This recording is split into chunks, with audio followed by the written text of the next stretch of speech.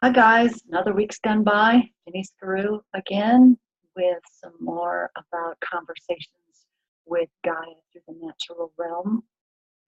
Um, I know in the last video I was talking about maybe doing something with horses and maybe talking about the last horse that we helped to cross over. My partner is a little shy, so I'm working on her, and I really want her to join me on this. So I'm working on this, guys. So today, I thought it would be really interesting to go into more um, noticing how Gaia talks to you. A lot of people, when you think, oh, talking, remember the old book with, was it Don Walsh, Conversations with God, and it was questions and answers. God, I have a question, and then God answers. You know, this is, when you're talking with Gaia, it's a little bit different. And I've said this before, that she talks to you through her natural realms. And we have to remember that we are part of her and she is part of us. And um, and so I think the purpose for my videos is just like my Dragon Horse series books, is helping you to reconnect with Gaia. A lot of us have lost our connection. We've just lost our way. And you know, when you've lost your way, and you know the disassociation from the connection with the mother, you know, leads to a lot of illness and a lot of pain and a lot of depression and a lot of the negative aspects that we bring into our daily lives. And so I just kind of wanted to keep going in there. And it was real. The reason I have this is yesterday I just had the best time. Two other wise women and I got together and we did healing exchange. And it just, every time we do this, it just energizes you and it just reconnects you deeper. And, you know, just more things just awaken within you. And so today I decided, you know, before I connect with you guys, to do a shamanic journey. And you know, the gypsies journeyed a lot with the tambourine, and I actually have, I don't know, 4 tambourines that I painted myself. But today I decided to journey with just by listening to the didgeridoo and the just drum, single drum, the didgeridoo. And because I'm a multi-dimensional dyslexic empath, I connect right away. And I decided to go into one of my old meditations that I've written years and years ago. And it was a meditation that I used to teach at the Denver Metaphysical Fair. And with this meditation, I thought, okay, well, who do I want to work with? Who's coming through? So I went to my cabinet, my medicine cabinet, and I picked out peridot. And, you know, I have so many stones, and through the years, you know, I use them and then they kind of go away, and it's just like your totem animals. But today, peridot was talking to me, and I knew that, you know, peridot is your connection to the elemental realm, and I thought, how fitting. So Gaia was telling me, pick peridot, and I picked it and didn't think another thing about it. And okay, my feathers here, what do I want to pick? And I picked raven and hawk. And then I also had to sit with my pendulum. And this is the one that I made. And this is hawk, and this is actually horsehair. And that is a Tibetan crystal with amber. And I made this years and years ago. And the horsehair is actually part of Lucky's fetlock. And for those of you who read Dragon Horse, you know his story. You know how magical this horse is, and this horse is always recognized from anybody that's a shamanic practitioner or a high priestess or witch. They notice this horse, they notice his energy, and they notice right away that, you know, he was more than just a horse. So even though he's crossed over years ago, I still have his energy here. And so I sat with, it just felt like I just needed to reconnect, with these energies. And so I sat down and put my headphones on, and my intention was clearing out all of the gunk, all of the black goo, all of the attachments. And, anybody that does any work with shamanic work, it's always about taking out entities, attachments that, glean onto us through our daily walk, and knowingly and unknowingly. So in doing this, I went through my normal meditation, and this meditation leads you down. You walk down this cavern, and you're walking down and down and down, and you're actually walking down to the center of Gaia. And I wanted, as I was sitting, I connected with the heart of Gaia. And I'm sitting at the center, and as I'm sitting and watching in my head the journey, I'm walking down in the center, and there's this pool, and this is part of one of my old meditations, and there's this amber pool. And anybody that does any kind of meditations to the upper world or the underworld, you know that you need to go into something that stops anything that is following you or wants to attach to you. So I went into the amber pool, and the first thing I did, and this was interesting because this is the first time this happened in this meditation, was when I entered into this amber pool, I was greeted by an alligator. And yes, everybody thinks alligator, water, oh, death. And a lot of us forget the water world when we do any kind of shamanic journeying or work. And so for me, right at that split second, it was like, oh yeah, my connection to the different realms of Gaia. We're always stuck in the Middle Earth area. So I was happy to meet the alligator, but I knew this was Gaia once again communicating with me, and she was saying, yes, but there's another message behind this. So remember this. So of course, mental note, when I'm done with my meditation, go and be guided to the right information that Gaia is letting me know today about alligator. What message is alligator bringing me today? And so I let that go, swam in the amber pool, and then of course jumped out.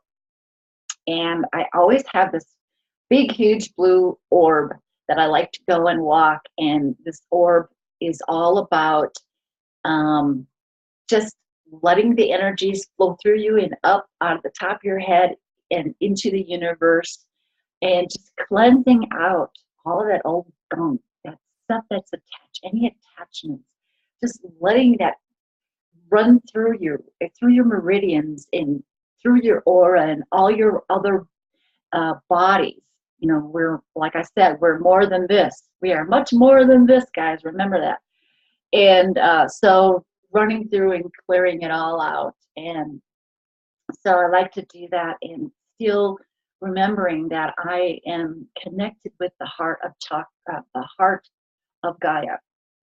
And so after a while sitting with that, I turn around, and I'm always concentrating as things are, as we're letting all the gunk and the goo and the attachments go, it's like peeling away the layers of the onion skin, one layer at a time. Peel it away and peel it away, and I'm remembering as I'm peeling away that, I'm losing more of my amnesia. We were brought here, and right away we're dumbed down and we're blocked, and we can't remember who we were, and we can't remember why we came here. And so I'm working on that too, and remembering, who I was before, and just releasing this amnesia. And I'm always looking for more knowledge, claircognizance, always working on it. And So I'm asking for more wisdom and more knowledge. And Gaia, will you teach me more, give me more knowledge, you know? And so the layers are peeling away. And you guys, you can do this. This is so easy. Just do this. Follow along with these steps that I'm just telling you right now. And the reason I'm saying this is there's Sandra Ingerman. If you know anything about shamanism or any people who are shamans or practice shamanism, she will tell you that the dark side of shamanic teachers, and you've heard this before in my other videos and my videos with Zakalu, we talk about the guru is you, the guru is within you. And the dark side of shamanism is these people that they look to the outside, they look to somebody else to teach them their way. And so these shamans, they come up with this curriculum of how you need to do it, and everybody has to do it the way this shaman guru tells you how to do it. That has nothing to do with what is inside you. Every shaman, every shamanic practitioner does something different. Sandra Ingerman will tell you that. You need to find your own uniqueness, your own shamanic path, your own way of the witch. So you have to have your own connection to Gaia and listen to her. And, you know, the alligator, you know, was her talking to me. And I knew that. And I couldn't wait to get out of the meditation to find out exactly what she wanted me to know. I had my own ideas, but she wanted me to know. So, you know, I am just giving you a guideline here. All of you who are practicing your connection back to Gaia and practicing your ascension and not waiting for somebody else to show you the way. This is just a guideline, okay? You can do this a few times and then just let yourself go and open up and say, hey, Gaia, can you show me my own meditation? Can you show me my own path? How do I listen to you? What connects me with you while I'm doing this? And so this is what I want you to do. You know, it's just like Reiki. You know, all of us Reiki masters, we know Reiki is just the basis of going on and finding your own unique way of healing others. And so, okay, I've, you know, gone to my blue orb and I've, you know, let everything just go away and flush away, and I've connected with the heart of Gaia, and I just, you know, I just see myself sitting in her heart and bringing the energies around. I have this vessel. Remember, we're just vessels. Shamans are just vessels. Witches are just vessels. Healers are just vessels. So I'm sitting, and the energy from source is coming through my vessel, and then it expands from the bottom of my feet all the way around, and it's expanding down through Gaia out, and it's encompassing her whole being and me at the same time. So both her and I are receiving the source energy. And she loves this. She loves this when you guys do this and incorporate her.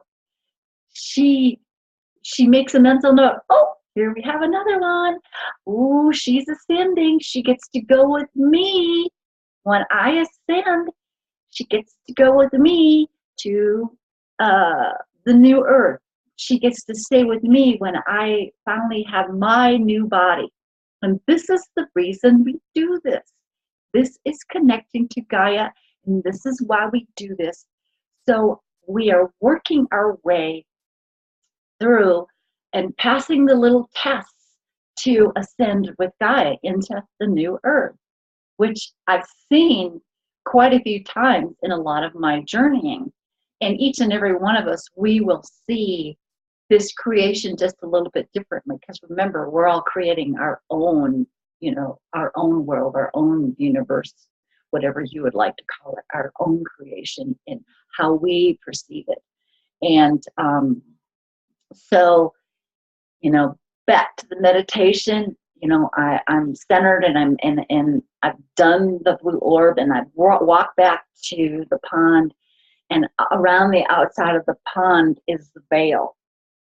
And this veil is pulled shut, and on the other side is more messages for us.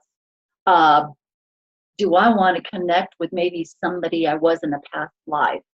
It's behind that veil. Remember, we're releasing the onion skin, the layers of denseness, the layers of the cloaking, that keeps us separated, and I know I'm going out the path, dyslexia, we think about 5 million things, but remember, the dark side wants us separated from Gaia, because if we are separated from her, we cannot reconnect with our true selves, and we will not wake up. We will not evolve. We will not be self-aware, sentient beings. Self-awareness. Humans have the same problem. All they do is look at their cell phones and worry about where the next McDonald's is. That is not self-awareness, folks. Okay? Okay, so we're standing there and we have the veil. What is our intention? What is behind the veil? Do we leave it up to Gaia? Okay, Gaia, you have a message behind the veil. What is it you want to tell us or show us? And remember, she speaks in pictures, just like us dyslexics. We see and we experience and we speak in pictures. I'm going to need to work with you guys on that. Meditation is seeing in pictures. So, okay, Gaia, surprise me today. And I'm waiting for the veil to start opening. Here comes this Native American in full dress. Now, remember, probably a lot of you don't know this, and the dragon lovers are going to love this. When, a lot of what has been taught is the feathers on the Native Americans is the eagle feathers. Actually, it is the feathers of the dragon. So the white dragons, the dragons that first came here with all of their high spiritual good intentions. And the Native communities knew about this. And, through everything in the world, it's been changed and everything's been changed. So the eagle, I don't even know if I want to go into this. The eagle can be symbolic of the dark agenda. Isn't that bizarre? It's just bizarre. But yeah, you can research this and look this up. And, remember, there's more to the world than what they're letting us see. And it's those who actually dig deeper and look deeper who realize how many veils of lies that are pressed upon us. So, okay, back to my journey, guys. Pulling the veil, and it's Native American, and for me, I understand what that is. And see, when you see these things, whatever it is you see, you guys. Now remember, first thing I saw was an alligator. Oh my gosh, don't freak out. Don't second guess anything that comes to you or anything you get. Don't try to analyze it. Don't try to press upon it your idea in your head. Use your heart and just go with it and just let it be. And okay, so back to the veil, Native American, and on the other side is my mare Ciara.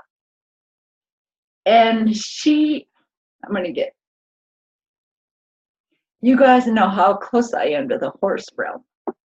And if you read Dragon Horse, and she was standing there, and it's like, oh my gosh, because I've been doing so many more things, and you know, so many of us horse people, when we see and we work with the true horse, the magical aspect of the horse, the sentient being. And yes, I believe in putting human emotions on, you know, I believe in the animism of everything. And so when she was standing there, and it's like, oh, gosh, you know, we've had so many lifetimes together. Yes, we have. That's why I'm here to remind you. And but we have so much more to do. We have, and she was just telling me how happy she was that I've been working so hard and working with her. She is my voice to Gaia. And you all have to find your connection, be it crystal, feathers, your dog, your cat, your ferret, your bird. And if you don't have any of those, you know, the outside world. So I was really surprised, and it just concreted what I was going through, what I've been going through. I just signed up with this mastery course with her, to do more of the old master school of dressage. I've always wanted to have a dancing horse, and I tell everybody, Sarah has wings, and she's proved it time and again. And so she's all excited. That was her sign to me through Gaia. So when you're done, remember, when you go into a journey or a meditation, you go in, you know, you do not want to be followed. You do not want any outside intervention. So that's why some of you can step through fire. You know, go use an element. And I choose to use the amber pool. So because I got the message that I needed in that journey, it was time to go back. And when you go back, you want to leave everything there as it is. And you go back into the element of choice. And so you go through the element. I go through my amber pool, swim around, come back out, and then I'm walking back up to, you know, my realm, my present day realm, walk back up. And so at the end of my meditation, I couldn't wait to look up peridot. And here's another very interesting thing. Internet can be a great resource, your books, but a lot of times sometimes I like to use internet, and I'll just type in spiritual meaning of peridot. And even though I know, you know, I know it is a connection to the elemental kingdom, I know there's another message. And here I am still talking through Gaia. Remember, we're still talking through Gaia. And so you open it up, and there's a line of websites, and you just intuitively go this one. Because remember, there are so many definitions of spiritual meanings. And so once again, you're allowing yourself to be guided by your guides and by Gaia. And boop, okay, I feel like this is it. Click. And the first thing I see is peridot works with the heart chakra. Now remember, in my meditation, I was connecting with the heart of Gaia. And remember, I picked the peridot before I started my meditation. And before I started my meditation, I really didn't have a true idea of exactly what it was I was going to do. And I like to do this once in a while, because it's Gaia, what are we working on today? What do we do today? What is it you want me to learn about today? So when I sat down with my peridot, right away, I envisioned myself sitting in the heart of Gaia. So she was talking to me. You cannot deny this. And alligator, remember alligator? Now remember, I just wanted, my first inclination was push it away, alligator. I don't want to be eaten by an alligator. A lot of times, your mind, if you don't control that brain, that working brain, you'll see the alligator pulling a leg off or something like that. That's where that takes work. And I knew that I was safe and the alligator wasn't there to pull my leg off or grab me and do the alligator roll. I knew that, so I allowed working through the heart and knowing that I was safe and protected, and allowed the alligator to help me swim around, and I was able to feel his back and his bumpy back and see his big smile. They really do have a huge, big smile, don't they?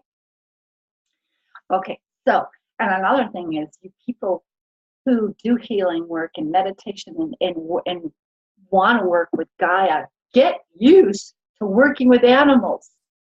That's just like my wise women connection yesterday with the two other wise women. Every time I worked on somebody, everything I got was animals.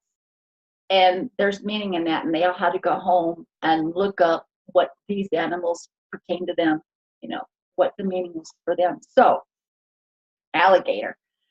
So I go look up, do the same thing. Spiritual meaning of alligator. Big line of websites. Oh, this one feels good. I'm going to click on this one. And remember now, in my meditation, I'm always, like I said, I'm always looking for more knowledge. More knowledge, more knowledge, more knowledge. Gaia, show me more knowledge. And I click on the meaning, and the first thing it says, look for an opportunity to ingest new knowledge and wisdom. Now, who would have thought alligator would be bringing that kind of message? And, because, you see that show that's on TV, those people that can barely speak, they got some kind of a southern accent, and they talk like they have golf balls in their mouth or something, and they're all about hunting and killing the alligators. And that was in the back of my head, when the alligator first came. But look for an opportunity to ingest new knowledge and wisdom. This totem animal contains all the unbridled creative forces of the world and the fury and ferocity of primal energies. Isn't that what it is, working with Gaia? Isn't it what it's all about? It is the keeper and protector of all knowledge. I'm going to go out, find myself a little statue of alligator. And I hate to say it, but we have friends who are from Louisiana, and they gifted my husband an alligator, a big alligator head. And we're from Colorado. And when they brought that in the house, I was like repulsed. I was like, I don't even want that anywhere near my house. And my husband was like, gee, thanks, dudes. Oh, this alligator this was a record. This was a huge record, and we just pushed him way back in the corner of the closet, and I don't even know where he is. I mean, I think he even tried to give it away, but nobody wanted it.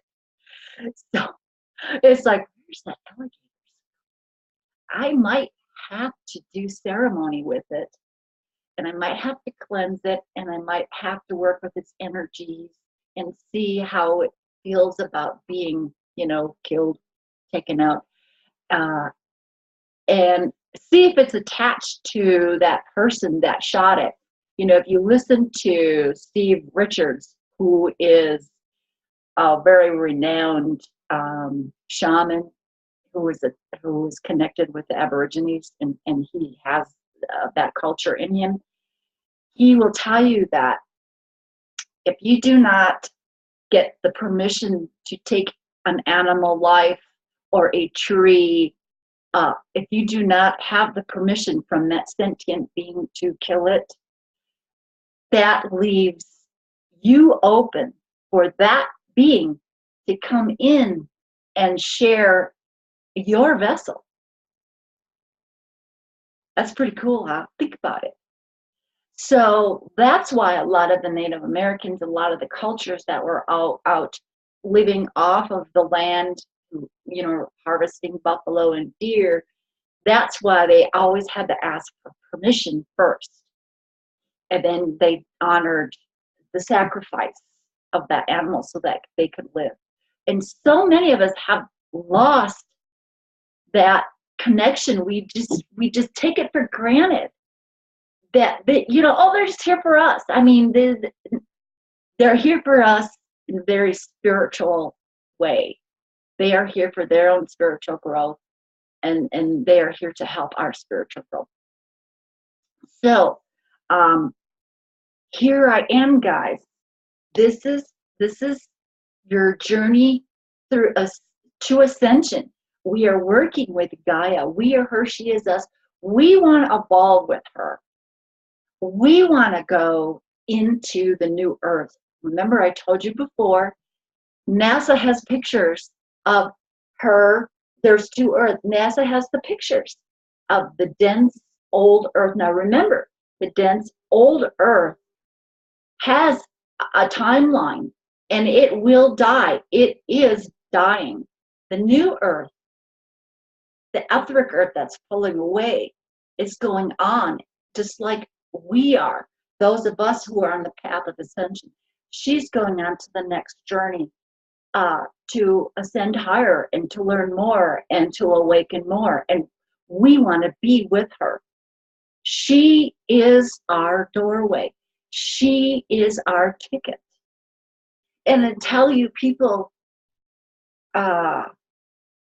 figure that out, it's going to be very, very hard. So, old, dead, dying, she will dissolve. The old, dense, dying earth will dissolve to stardust and go back to source. And everybody that did not choose this will stay here, and they will turn to dust and be reconstituted. And I've heard this so many times. So that is your lesson for today. I want all of you to go out and find your own connection, be your own guru, be your own shaman, be your own witch, whatever it is you resonate to, and find your own inner path to ascension through Gaia. And it's good to listen to other people like us who, you know, we are just the way showers. Remember, shamans, witches, we are just the vessel. And we can share our experiences to help trigger something within you, to help you go, wait a minute, that reminds me of a meditation that I did long ago, and I thought I was nuts when I saw this. And she is saying the opposite. So, okay, I get it now. Don't second guess anything you get. Alligator, people, alligator. So, I just, you know, that's what I wanted to say today. And I never know what it is they're going to tell you guys from the week to week. I mean, Monday came, and I was like, oh, okay, I don't have anything. And my friend is still a little afraid about coming on and talking about, you know, helping horse cross over. So this is what happened to me today, and I just had to share it with you guys. Talking with Gaia. Okay? Thanks a lot, guys. And we'll talk to you soon next week. Who knows? Maybe I'll have my other Reiki master with us. I'm not sure. But thanks a lot. Talk to you later.